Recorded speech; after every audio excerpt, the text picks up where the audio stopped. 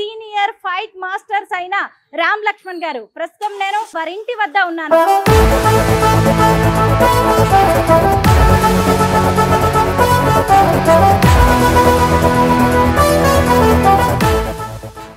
రామ్ లక్ష్మణ్ గారు కర్రసాం బాగా చేసేవారంట, తర్వాత బండలెత్తే పోటీల్లో పాల్గొనేవారు అని విన్నాను. మధ్యరేతి కాళ్ళు లేచి ఆయన నాన్నగారిని తీసుకొని పోయి చూస్తే బండలు లేపుతుంటే నాకు దుఃఖం ఆగల.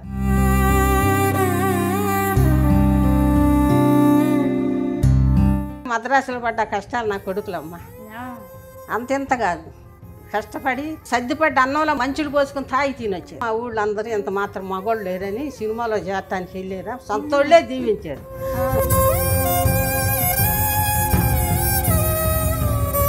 కవల పిల్లలు చేసుకోవాలని కోరికలు ఉండాలి వాళ్ళు. కవల పిల్లలు ఎక్కడున్నారు చూపించి మన దగ్గరలో ఎవరు లేరు కదా అయ్యానంటే అప్పుడు రావుల్లో రాము భార్య ఫ్రెండ్ వాళ్ళ అన్న వాళ్ళ మేనమామ ఫ్రెండ్ ఆయన ద్వారాగా రాముకి చేసాము. మాకు నా బంధువురాలు మరి లక్ష్మబాబు చేసాం.